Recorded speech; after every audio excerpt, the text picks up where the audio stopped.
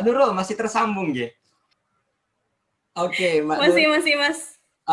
Tadi kita sama-sama menyimak catatan menarik nih dari Mas Malik seputar bagaimana Oke. perbedaan mendasar pendidikan yang dirasakan di Australia dengan di Indonesia ataupun di pesantren pengalaman sebelumnya. Kalau menurut Mbak Nurul, apa yang menjadi contoh perbedaan mendasar ya, iklim akademik lah gampangnya, antara mereka yang ada di Inggris, katakan di kampus Leicester misalkan, dengan yang Mbak Nurul rasakan di kampus-kampus di Indonesia, apalagi Mbak Nurul kan aktif ya, berdialog dengan teman-teman rekanita IPPNU, terus apa yang menjadi catatannya kira-kira Mbak Nurul?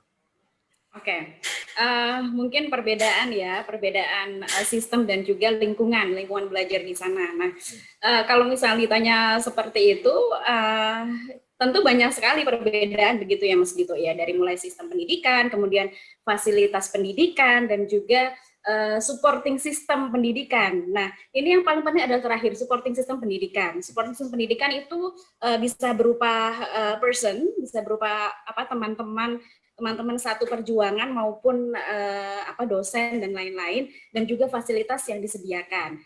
Nah, kalau misalnya kita berbicara soal pendidikan di sana gitu loh. Pertama sistemnya sangat berbeda dibanding dengan ketika saya S1 di dalam negeri.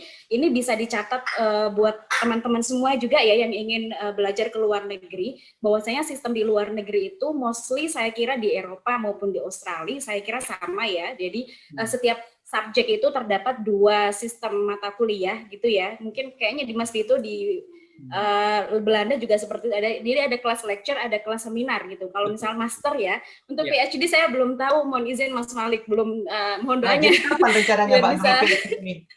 Kenapa? Rencananya kapan PhD ini? Nanti nunggu Mas Dito lah. Mas Dito dulu. Setelah selesai ini ya, masa bakti, masa hikmatnya. Amin, kita doakan. Amin, mudah-mudahan. Mohon izin yang senior. Begitu. Lagi menyiapkan mental nih. Gitu. Aku balik lagi ya menjelaskan ya. Jadi ini sekaligus untuk persiapan teknis ya. Kalau misalnya teman-teman di sini pengen banget tahu pembelajaran di luar negeri. Jadi pertama dari sistem pembelajaran di luar negeri itu dengan yang saya alami saat itu S1 di sini itu berbeda, sangat berbeda, di mana ketika S1 di dalam negeri di kampus saya saat itu hanya hanya lecture dan juga bukan seminar ya, pemaparan makalah gitu ya, istilahnya dulu waktu 2010 sampai 2014. Nah, kalau misal di UK dan saya rasa di Eropa dan juga Australia untuk master degree, karena PhD belum ya, mohon doanya. Jadi dalam satu subjek itu ada 2 jenis kelas gitu. Jadi kelas pertama lecture di mana Pak dosen menjelaskan subjek yang kita pelajari, dan juga ketika di akhir kelas kita bisa raise hand, bisa bertanya. Dan setelah itu di jam berikutnya itu ada kelas seminar. Nah, kelas seminar ini yang bikin deg-degan ini. Saya rasa ini para mahasiswa master ini tahu semuanya.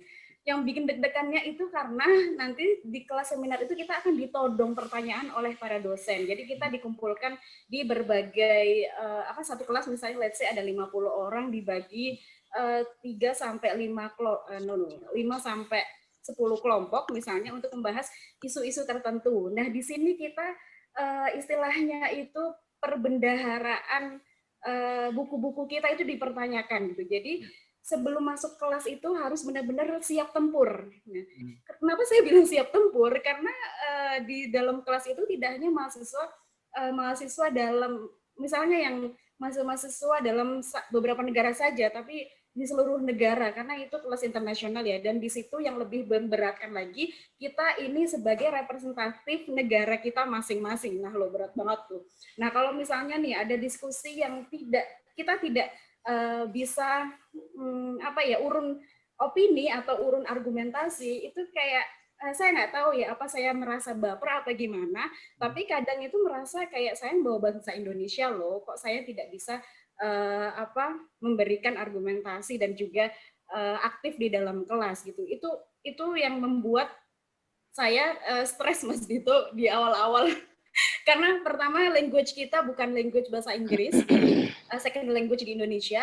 Dan kedua tentunya referensi-referensi yang didapatkan itu semuanya berbahasa Inggris gitu. Jadi memang harus benar-benar struggle, harus Ya. benar-benar siap tempur gitu loh ketika Ya. mau masuk kelas gitu. Nah itu dari sistemnya begitu Mas Dito ya. Kedua dari supporting sistem lingkungan dan fasilitas. Nah untuk fasilitasnya, alhamdulillah, luckily di luar negeri itu sangat disupport sekali. Contoh misalnya perpustakaan di luar negeri itu buka 24 jam penuh. Saya pernah nginep di perpustakaan. Nginep itu FYI. literally nginep, tidur atau Literally bagaimana? nginep. Enggak, tidur paling sampai 2 jam aja. Setelah itu paling garap pelajaran-pelajaran karena bisa Aku potong sebentar Mbak Nurul, karena ini boleh boleh menarik ya. boleh. Ini teman-teman juga perlu tahu nih kader-kader NU muda. Beberapa kampus Boleh. di Eropa itu sekarang juga menyediakan ruangan power nap. Jadi Yep, kalau orang-orang mau Ya. tidur di perpustakaan tuh mereka bisa. Nah, semoga nih di betul. kampus-kampus Steinu, kampus-kampus NU itu menyediakan seperti ini, seperti itu Saya, ya. Menarik ya kayaknya. saya baru saja mau share tempat tidur di perpustakaan. Oh iya iya iya. Saya cari foto Ini belum ketemu. rekomendasi buat Steinu dan Benar buat banget. MI nanti disampaikan ke Irfan langsung kayaknya ini. Iya benar banget Mas Dito. Saya lanjut ya. Jadi kalau saya bilang ketika misal ditanya gimana sih pembelajaran di sana susah nggak? Ya susah, to be honest gitu kan. Jujur banget susah gitu. Karena apa ya? Setengah dari hidup saya selama di UK saya habiskan di perpustakaan. Nah, keren nggak tuh?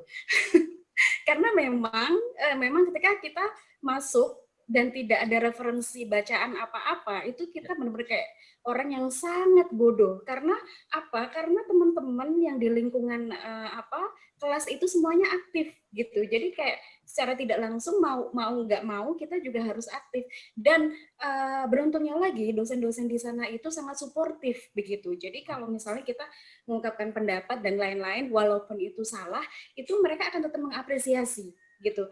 Jawaban kamu menarik kok, tapi biasanya ada however, ada but, ada nevertheless dan lain-lain. Itu sopan banget sih orang sana gitu.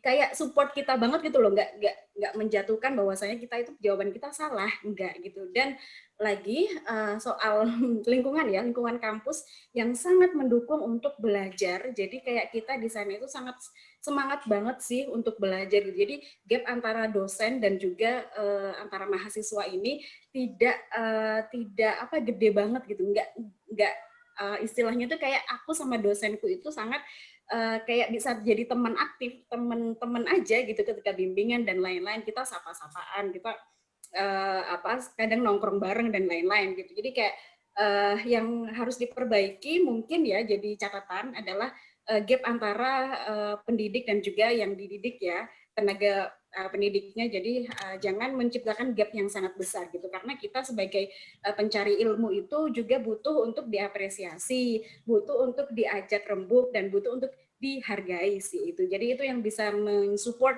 semangat kita, bisa memboosting energi positif kita untuk tetap bisa keep going belajar di pelajaran kita pelajari. Itu sih Mas Dito. Ya, terima kasih Mbak Nurul. Jadi kalau saya simak dari pernyataan Mbak Nurul dan presentasi Mbak Nurul ini begitu emosional, teman-teman. Emosionali berarti secara tidak langsung beliau sedang mencurahkan bagaimana pengalaman perjuangan yang luar biasa. Jadi teman-teman jangan dianggap belajar di luar negeri itu mudah loh ya. Bukan hanya murah, tapi juga bukan hanya nggak mudah, tapi juga nggak murah. Jadi kalau saya ingatkan sekali lagi, mungkin teman-teman santri-santri NU dimanapun kalian berada, kalau suatu waktu ngelihat ada misalkan Mas Malik, Mbak Nurul, ataupun nanti yang baru datang nih Mas Alfian juga berfoto di mana-mana di depan spot-spot menarik di luar negeri, itu bagian dari kita merefleksi diri, menghibur diri. Jadi itu ya hanya 5% ya. Benar Mas Malik ya? Ya, saya nggak tahu presentasinya ya, tapi memang tantangan kita itu berat banget. Saya baru mau itu saya share foto tempat tidur. Jadi kalau saya sendiri kebetulan kader-kader NU itu senior-senior kita itu kan sangat membanggakan ya. Senior-senior kita itu brilian. Jadi yang sangat membebani saya adalah saya sering ngomong saya ini salah gaul. Karena senior-senior NU itu keren-keren, itu yang paling saya terbebani.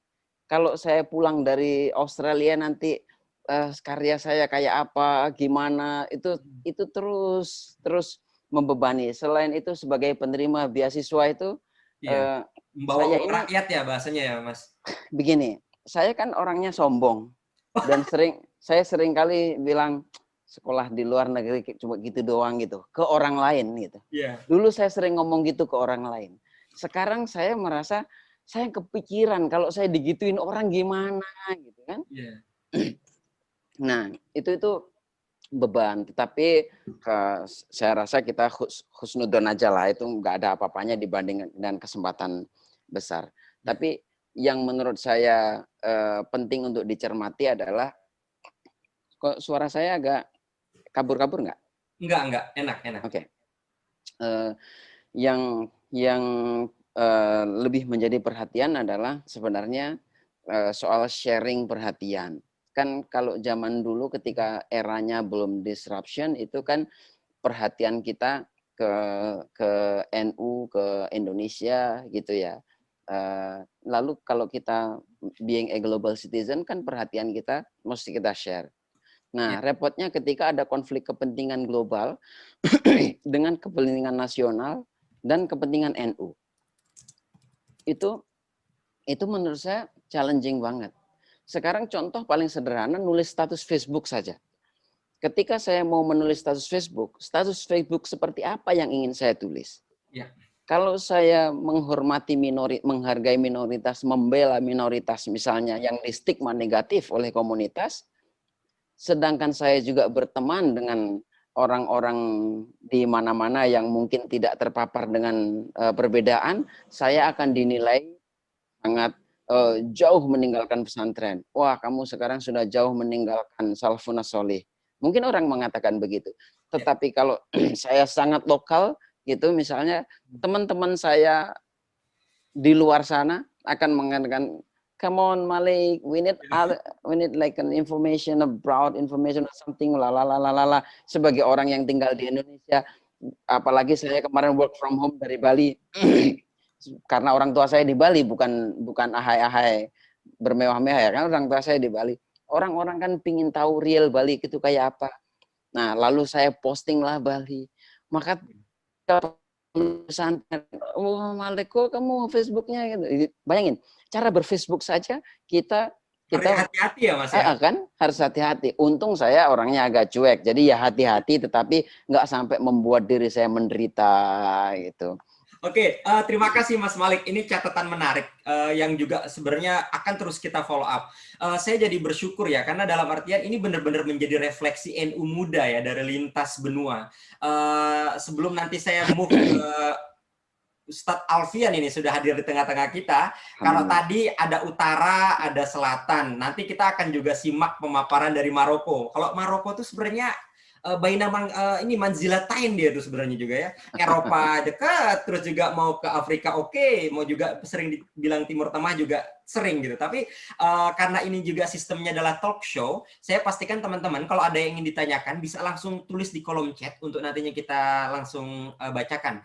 Sebelum nantinya saya ke Mas Alfian, saya ingin meraih pertanyaan yang langsung ditanyakan oleh kader NU dari Mesir buat Mbak Nurul Haumah. Ini spesifik sekali, penting pertanyaannya, harus saya tanyakan sekarang sebelum nanti saya move ke Mas Alfian.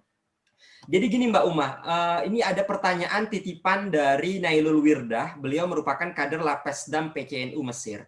Ini mungkin bagian dari curhatan-curhatan yang disampaikan beliau juga terkait dengan bagaimana seorang rekanita NU muda santriwati ini aktif gitu. Kalau sekiranya perempuan-perempuan NU ini katakan belum siap Mbak Nurul untuk bersaing di kancah global. Karena mungkin dianggapnya ya kalau perempuan-perempuan santriwati NU ya baiknya mengabdinya di ranah domestik aja. Ya aktivitas-aktivitas ritual NU lain misalnya seperti ngurusin tahlilan, guru TPQ, sholawatan, bukan berarti kita mendiskriminasikan kerjaan ini Mbak Nurul. Tapi menurut Mbak Nurul, bagaimana yang pertama ini untuk meraih semangat, motivasi untuk bisa mengabdi untuk ranah global, yang kedua juga untuk apakah memang pengabdian seorang santriwati NU ini kedepannya hanya cukup di ranah domestik aja? Mbak Nurul, pandangan Mbak Nurul bagaimana? Ya, kayaknya Mas Dito udah tahu nih jawabannya. Wah, kok Oke. Gini, ya tentu pandangan seperti itu sangat sempit sekali ya kalau misalnya kita bisa bicara gitu. Karena ya kalau misalnya saya bisa bilang pemahaman seperti itu kayak ilmu-ilmu seperti itu ya memang wajib kita pelajari gitu. Ketika misalnya kita juga harus bisa stay di domestik dengan kebutuhannya dan juga sebagai mengambil peran di domestik, tapi kenapa tidak kita bisa mengambil peran di keduanya, jadi domestik iya dan juga di luar juga iya gitu, karena memang kita memiliki kesempatan yang sama loh sebagai human being, sebagai manusia yang memiliki hak manusia untuk bisa meng-afford pendidikan higher education dan lain-lain.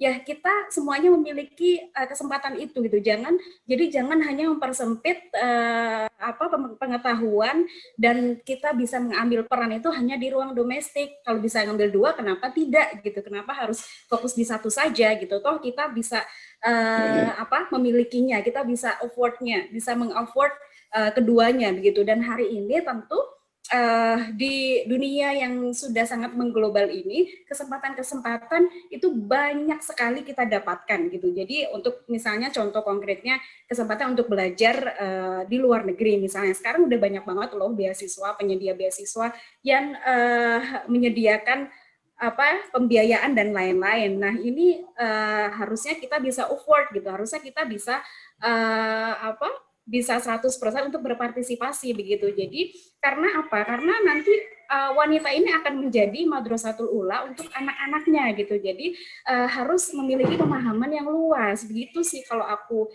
bisa bilang Mas Gito. Karena kalau misalnya kita hanya ranah sempit domestik saja itu tidak akan bisa istilahnya lebih berperan di dunia yang lebih meluas, lebih mengglobal gitu, karena kita semuanya as human being, sebagai manusia bisa meng-afford semuanya gitu. Jadi kegiatan di domestik iya, kegiatan di luar iya gitu. Jadi istilahnya kayak multitasking dan lain-lain. Dan saya rasa para ciwi-ciwi ini, para santriwati ini sudah sangat paham betul ya dengan gender equality dan juga emansipasi dan lain-lain gitu. Tinggal sekarang bagaimana semangat para santri putri dan juga para rekanita semuanya untuk bisa menguasai di keduanya, domestik dan juga di luar begitu. Dan salah satunya adalah IPPNU selalu mensupport para rekanita dan juga santri putri untuk tetap bisa mengakses pendidikan yang lebih tinggi dan juga memiliki self development dan self esteem yang baik untuk bisa mengabdi di Nahdlatul Ulama, karena at the end kita sebagai santri putri ini akan menjadi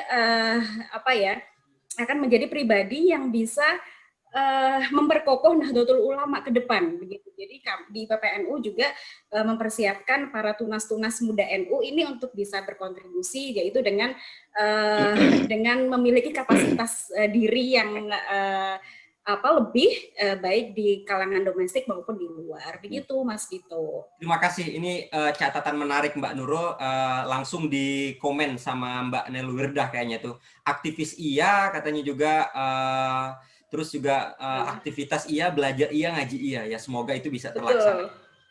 Terima kasih, ini kita sudah mendengar dua perspektif yang berbeda dari Australia dan juga dari Inggris. Izinkan saya juga akan mulai menyapa Ustadz Alfian Iqbal Zahasfan. Mas Alfian, Assalamualaikum.